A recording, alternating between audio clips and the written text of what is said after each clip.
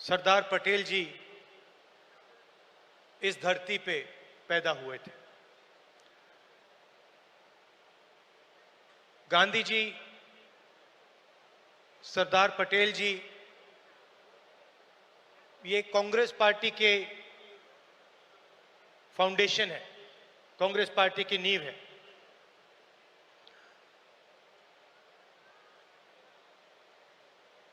भाषण का मेरा एक प्लान था, मगर अजय लल्लू जी ने कुछ कह दिया तो अब मेरा प्लान डाइवर्ट हो गया है।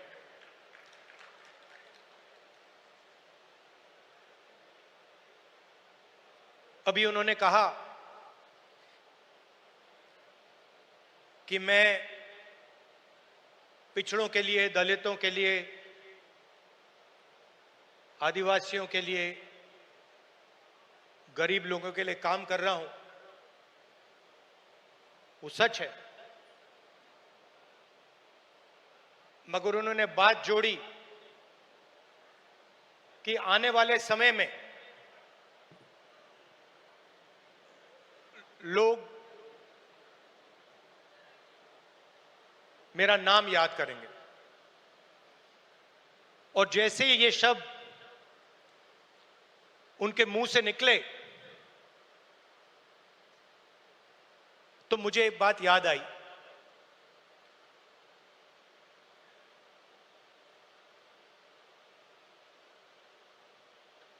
कुछ साल पहले एक जर्नलिस्ट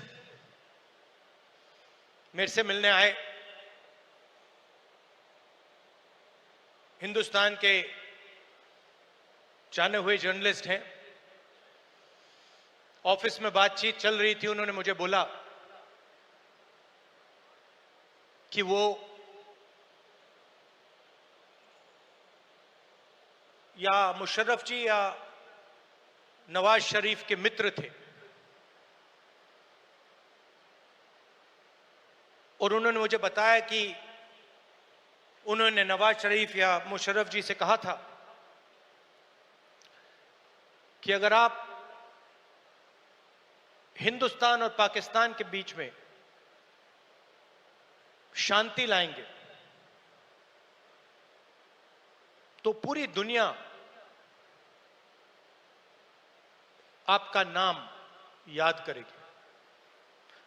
और उस टाइम जब जर्नलिस्ट ने कहा था, मुझे एक बात याद आई थी। जैसे ही उसके मुंह से ये शब्द निकले थे, मेरे दिमाग में ये बात उठी थी कि मैं छोटा सा बच्चा था, 7-8 साल का, और मैंने इंदिरा गांधी जी से यह सवाल पूछा कि दादी,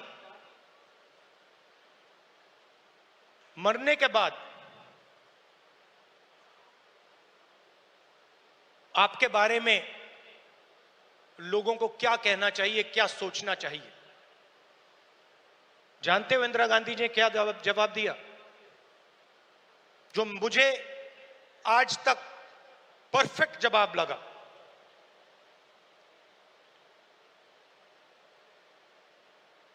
उन्होंने कहा, राहुल, मैं अपना काम करती हूं, मरने के बाद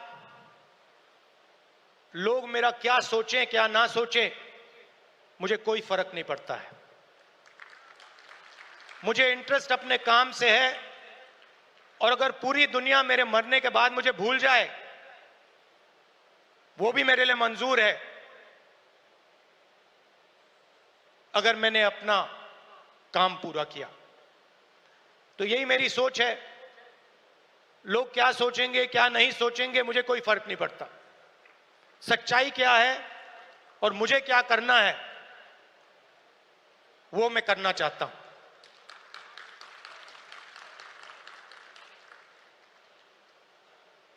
तेलंगाना में हमने एक क्रांतिकारी कदम उठाया, जाति जनगणना। उससे कुछ महीने पहले मैंने पार्लियामेंट हाउस में भाषण दिया था। मोदी जी के सामने कहा कि मोदी जी आप जाति जनगणना कराइए, देश को मालूम होना चाहिए इस देश में दलित कितने हैं,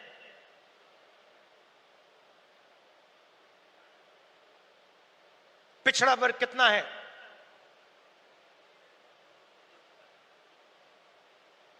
अति पिछड़ा कितना है, अति दलित कितने हैं, आदिवासी कितने हैं, माइनॉरिटीज कितने हैं, गरीब जनरल कास्ट के कितने लोग हैं।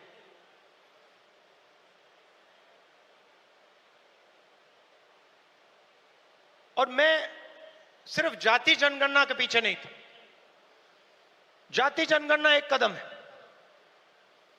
मुझे यह पता लगाना था कि इस देश में किसकी कितनी भागीदारी है। उस समय मैंने कहा था कि देश का एक्सरे होना चाहिए,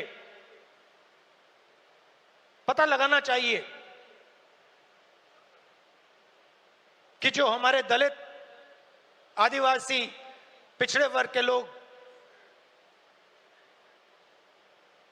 धूप में काम करते हैं, मजदूरी करते हैं, क्या सचमुच में यह देश उनकी इज्जत करता है? क्या सचमुच में यह देश उनको जगह देता है? यह मेरे दिमाग में सवाल था। मोदी जी ने, आरएसएस ने साफ कह दिया हम जाति जनगणना नहीं करेंगे, हम जानना नहीं चाहते हैं, हम समझना नहीं चाहते हैं, हम लोगों को बताना नहीं चाहते हैं कि इस देश में दलितों को, आदिवासियों को, पिछड़ों को, गरीब जनरल कास्ट को, माइनॉरिटीज को कितनी भागीदारी मिलती है, हम छुपाना चाहते हैं। और वहां मैंने सामने बोल दिया कि आप छुपाइए जितना छुपाना है। लोकसभा में, राज्यसभा में हम कानून पास करेंगे, आपके बिल्कुल सामने कानून पास करेंगे, जाति जनगणना यहीं से निकालेंगे। तेलंगाना में किया और आप हैरान हो जाओगे, रेवंत रेड्डी जी ने बोला मगर डिटेल में नहीं गए।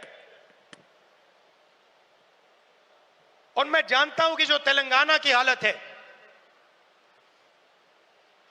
वो इस देश के हर प्रदेश की हालत है। तेलंगाना में 90% आबादी ओबीसी, अति पिछड़ा, दलित, अति दलित, माइनॉरिटी, आदिवासी।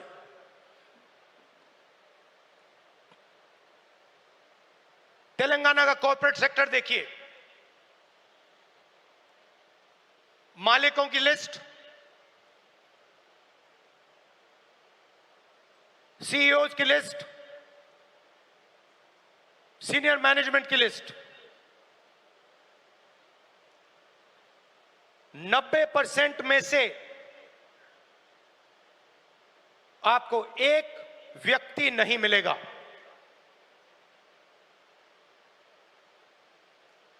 नब्बे % की भागीदारी तेलंगाना के कॉर्पोरेट सेक्टर में है ही नहीं।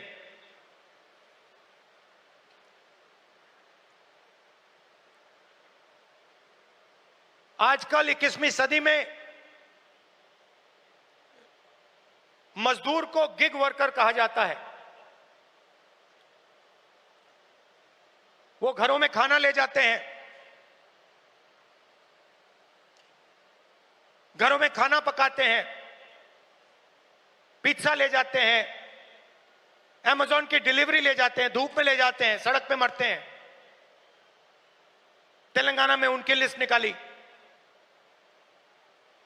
सारे के सारे या ओबीसी या दलित या आदिवासी। अब तेलंगाना में जाति जनगणना ने एक बिल्कुल नया औजार दिया है। तेलंगाना में हम सचमुच में विकास का काम कर सकते हैं। तेलंगाना में हम पिन पॉइंट एक्यूरेसी के साथ भागीदारी के बारे में हर सेक्टर में आपको बता सकते हैं। और मैं खुश हुआ कि जाति जनगणना होने के एकदम बाद हमारे चीफ मिनिस्टर ने और हमारी टीम ने ओबीसी रिजर्वेशन को 42% तक पहुंचा दिया है।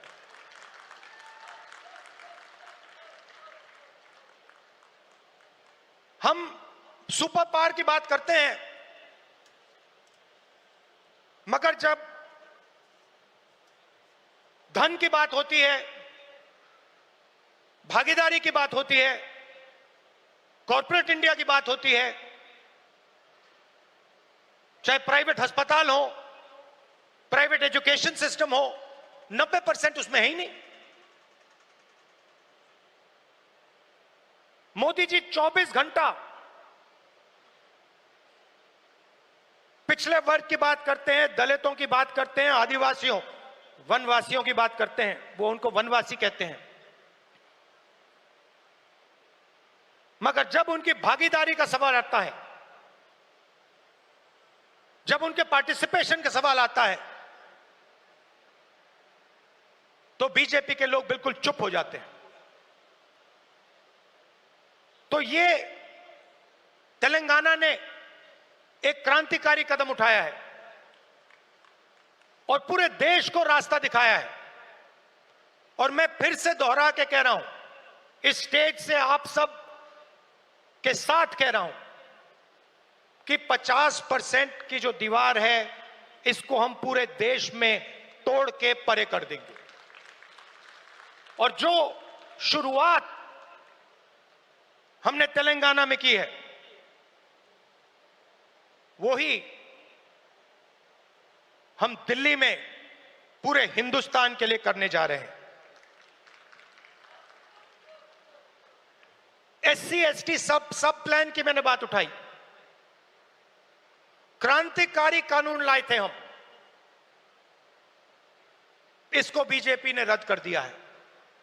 एक के बाद एक हिंदुस्तान की सारी संस्थाओं पर यह आक्रमण कर रहे हैं। जहां भी आपको पहले दलितों को, पिछड़ों को, आदिवासियों को, गरीब जनरल कास्ट को जहां भी पहले जगह मिलती थी, वो सारे के सारे दरवाजे एक के बाद एक बंद कर रहे हैं। पहले हिंदुस्तान के हर जात के युवा सेना में जा सकते थे, पेंशन मिलती थी, शहीद का दर्जा मिलता था, एक्स सर्विसमैन स्टेटस मिलता था। उसमें सब लोग जा सकते थे, खत्म कर दिया।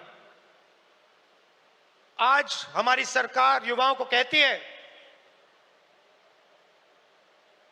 कि अगर आप युद्ध में शहीद होगे और अगर आप अग्निवीर हो, तो हम आपको ना पेंशन देंगे, ना शहीद का दर्जा देंगे।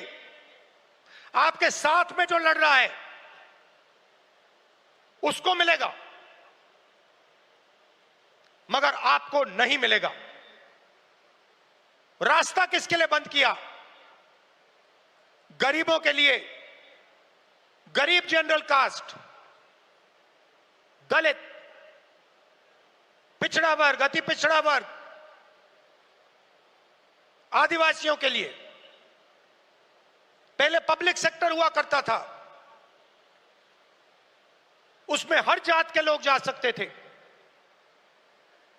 Steel authority India, BHEL, BSNL, HAL, ये आप सबको, पूरे देश के युवाओं को रोजगार देते थे, अपॉर्चुनिटी देते थे। एक के बाद एक इनको बंद किया जा रहा है।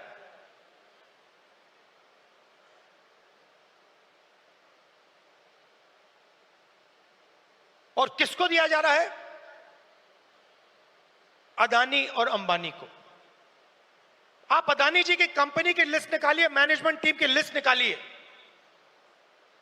अंबानी जी की मैनेजमेंट टीम की लिस्ट निकालिए, बाकी कॉर्पोरेट्स की मैनेजमेंट लिस्ट निकालिए, आपको एक दलित, एक आदिवासी, एक पिछड़ा वर्ग का नहीं मिलेगा। तो 90% का कुछ बचा ही नहीं। 90% के लिए मजदूरी, बेरोजगारी, और हिंदुस्तान के सारे airport, ports, defence industry, cement industry, जो भी चाहते हैं अदानी जी को। छत्तीसगढ़ में माइन चाहिए, बस्तर में माइंस चाहिए, मिलेंगी। झारखंड में माइंस चाहिए, बिहार में माइंस चाहिए, मिलेगी। बंबई का एयरपोर्ट चाहिए, ले लो। लखनऊ का एयरपोर्ट चाहिए, ले लो। डिफेंस इंडस्ट्री चाहिए, ले लो। एचएएल को परे करो, बीएचईएल को परे करो, बनाओ जो बनाना है। तो सारा का सारा धन, सारी की सारी अपॉर्चुनिटीज 90% से छीनी जा रही है। पहले नरेंद्र मोदी अमेरिका गए, याद है आपको, गले लगे थे, याद है? इस बार गले लगने वाली फोटो देखी आपने? देखी? कहां गायब हो गई? राष्ट्रपति ट्रंप ने ऑर्डर दिया, जिनको मोदी जी अपने मित्र कहते हैं, ऑर्डर दिया, सुनो, इस बार गले नहीं लगेंगे, इस बार नए टैरिफ लगाएंगे। चूं तक नहीं निकली, आज तक गायब है।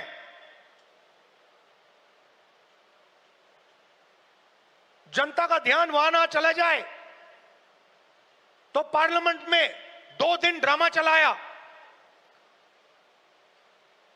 मगर सच्चाई है कि आर्थिक तूफान आने वाला है। कोविड आया था, नरेंद्र मोदी जी ने थाली बजवाई, मोबाइल फोन की लाइट दिखवाई। अब आर्थिक तूफान आ रहा है, सामने है।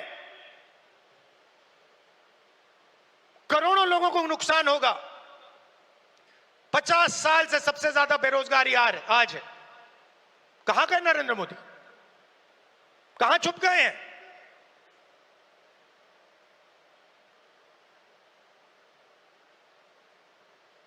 बांग्लादेश का राष्ट्रपति उल्टा बयान देता है और नरेंद्र मोदी जी उसके साथ बैठे हुए हैं, चुप, एक शब्द नहीं निकलता मुंह से। कहां गई 56 इंच की छाती?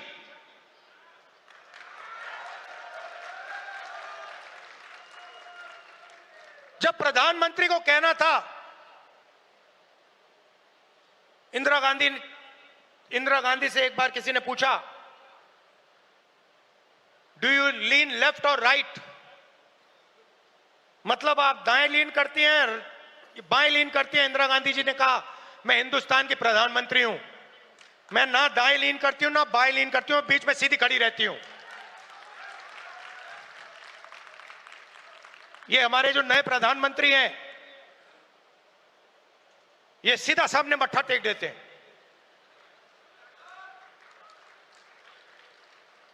सच्चाई है हिंदुस्तान की, और विचारधारा की लड़ाई है।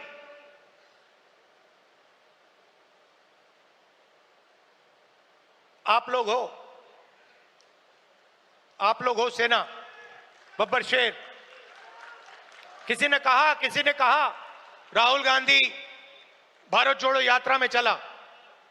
मैं आपसे सवाल पूछना चाहता हूं, क्या आपके बिना राहुल गांधी भारत जोड़ो यात्रा में चल सकता था क्या? तो आपको कहना चाहिए हम सब चले भारत यात्रा में और राहुल गांधी हमारे साथ चला था। आपकी शक्ति है, आपकी विचारधारा की शक्ति हमारी विचारधारा की शक्ति है, और देश आपको चाहता है। देश तंग आ गया है। आप देखना, बिहार के चुनाव में देखना, महाराष्ट्र के लोगों से पूछिए, आपको बताएंगे बीजेपी ने महाराष्ट्र में चुनाव कैसे जीता है। वो आपको बता देंगे किस प्रकार से जीता है। इलेक्शन कमीशन से हमने वोटर लिस्ट, महाराष्ट्र की वोटर लिस्ट हम पूछ पूछ के थक गए। आज तक इलेक्शन कमीशन हमें महाराष्ट्र की वोटर लिस्ट नहीं दे पा रहा है। यह सच्चाई है। मगर आने वाले समय में यहां पे बदलाव आने वाला है। लोगों का मूड दिख रहा है। तो विचारधारा की लड़ाई है, आपकी विचारधारा है, गांधी जी की विचारधारा है।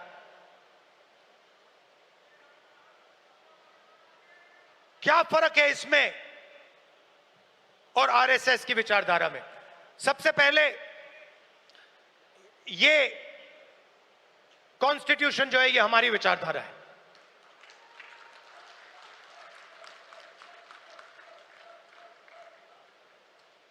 इसमें गांधी जी की, अंबेडकर जी की, पटेल जी की, बुद्ध भगवान की, नारायण गुरु जी की, गुरु नानक जी की, कबीर जी की, बसवना जी की विचारधारा है। यह 70 साल पुराना डॉक्यूमेंट नहीं है, यह हजारों साल पुरानी सोच है, और यह आपकी है। आपके खून, आपके पसीने ने, कांग्रेस पार्टी के खून, कांग्रेस पार्टी के पसीने ने यह कॉन्स्टिट्यूशन देश के साथ बनाया है, और आज इस पर आक्रमण हो रहा है। संस्थाओं पर आक्रमण होता है। अग्निवीर, अदानी अंबानी को देश का पूरा धन, यह सब कॉन्स्टिट्यूशन पर आक्रमण हो रहा है। कॉन्स्टिट्यूशन में कहीं नहीं लिखा है कि हिंदुस्तान का पूरा धन 2-3 लोगों के हाथ में होना चाहिए।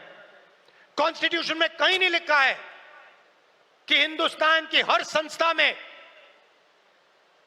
एक संगठन आरएसएस के लोग होने चाहिए। इस कॉन्स्टिट्यूशन में कहीं नहीं लिखा है कि हिंदुस्तान की सब यूनिवर्सिटीज के वाइस चांसलर आरएसएस के होने चाहिए। इस कॉन्स्टिट्यूशन में कहीं नहीं लिखा है कि हिंदुस्तान की दूसरी भाषाओं को, तमिल को, बंगाली को दबाया जाना चाहिए। कहीं नहीं लिखा है। मगर आरएसएस और बीजेपी रोज इस कॉन्स्टिट्यूशन पर आक्रमण कर रहे हैं, और इनको सिर्फ कांग्रेस पार्टी रोक सकती है, बाकी पार्टियां नहीं रोक सकती हैं। आप देखना, क्योंकि यह विचारधारा की लड़ाई है।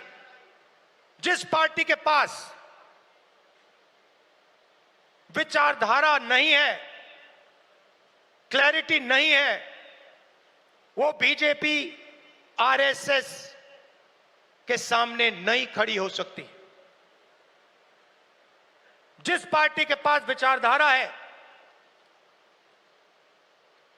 वो ही आरएसएस और बीजेपी का मुकाबला कर सकती है, और वो ही आरएसएस और बीजेपी को हराएगी। और आजादी से पहले एक बात याद रखिए, भूलिए मत, आजादी में हम सिर्फ अंग्रेजों से नहीं लड़े थे, हम अंग्रेज और आरएसएस की विचारधारा के खिलाफ लड़े थे। ये सारे जो आरएसएस के लोग हैं, इनकी विचारधारा फ्रीडम स्ट्रगल की विचारधारा नहीं है। जिस दिन कॉन्स्टिट्यूशन लागू हुआ था, जिस दिन यह किताब लिखी गई थी, उस दिन इस कॉन्स्टिट्यूशन के खिलाफ आरएसएस ने रामलीला मैदान में इस कॉन्स्टिट्यूशन को जलाया था।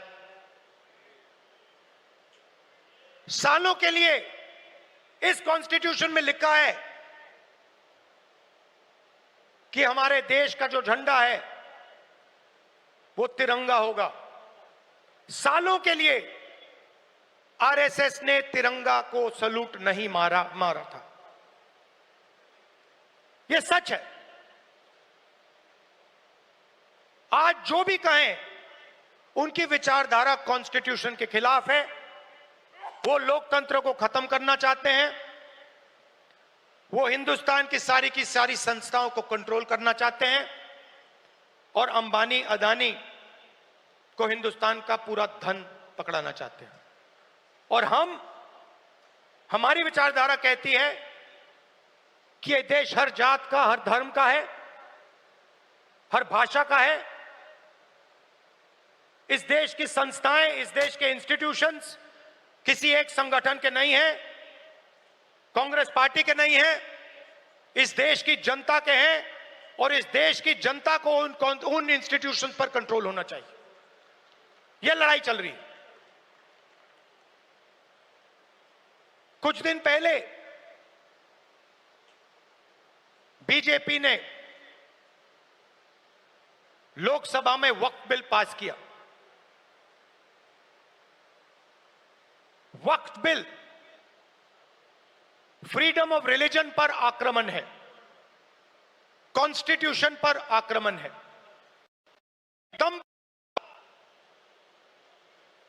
ऑब्जर्वर न्यूज़पेपर, उनका जो न्यूज़पेपर है,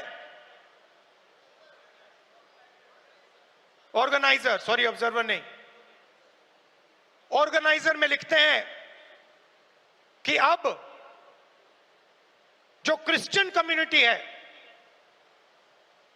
उनकी जमीन पर हम आक्रमण करने जा रहे हैं। हमारे सिख भाई हैं, आपके पास भी आएंगे, तो आप ये मत सोचिए कि ये आप पर आक्रमण नहीं है।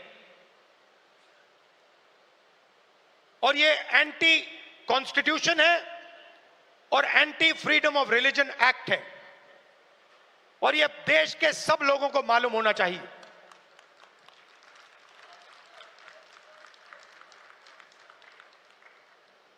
तो हम चाहते हैं कि हर कम्युनिटी, हर धर्म, हर भाषा को इस देश में इज्जत मिले, रिस्पेक्ट मिले, जगह मिले। हम चाहते हैं कि यह देश सब लोगों का हो और हर धर्म, हर जात, हर भाषा को इस देश से फायदा मिले। यहां पीछे जूली जी हैं, कहां हैं आप? जूली जी कहां हैं? जूली जी टिकाराम जूली जी कहां है भाई? हाँ, जूली बुलाइए उनको।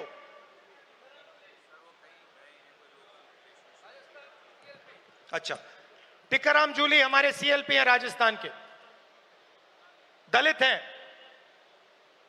मंदिर गए थे। उनके मंदिर में जाने के बाद बीजेपी के नेताओं ने मंदिर को साफ करवाया, धुलवाया। और वो अपने आप को हिंदू कहते हैं। एक दलित व्यक्ति को मंदिर में जाने का अधिकार नहीं देते हैं, और जब जाता है तो फिर मंदिर को धुलवाते हैं। ये हमारा धर्म नहीं है, ये हमारा धर्म नहीं है। हम भी अपने आप को हिंदू कहलाते हैं, मगर ये हमारा धर्म नहीं है। हमारा धर्म वो है जो हर व्यक्ति का आदर करता है, हर व्यक्ति को रिस्पेक्ट देता है। और ये जो बात है, चाहे ये दलितों के खिलाफ हो, पिछड़ों के खिलाफ हो, ये बीजेपी के हर कार्यकर्ता के दिल के अंदर छुपी हुई है। ये है आप में और उनमें फर्क। आपके लिए चाहे दलित हो, आदिवासी हो, पिछड़े हो, महिला हो, अल्पसंख्यक हो, आप सबकी रिस्पेक्ट करते हो। हमारा हर कार्यकर्ता हिंदुस्तान के हर व्यक्ति की रिस्पेक्ट करता है। उनके दिल में नफरत भरी हुई है।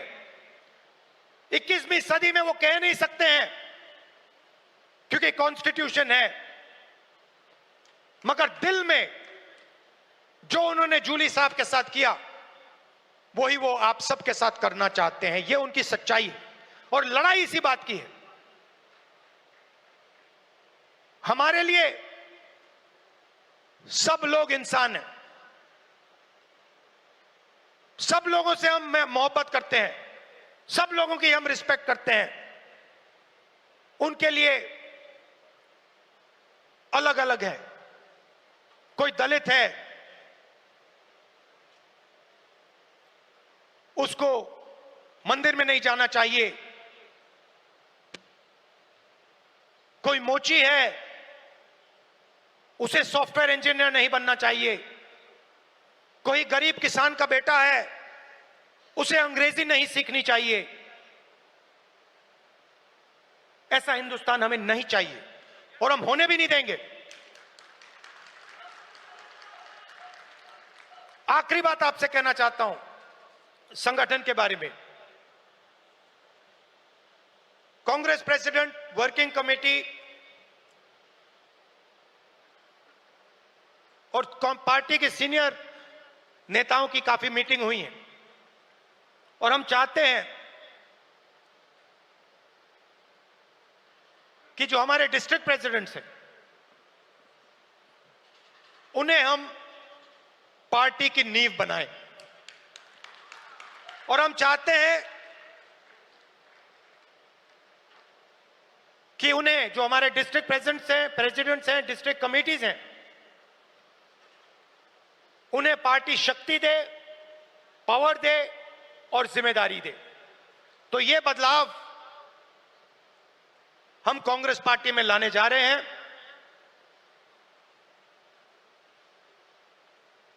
डिस्ट्रिक्ट कमेटी और डिस्ट्रिक्ट प्रेसिडेंट को हम पार्टी का फाउंडेशन बनाने जा रहे हैं।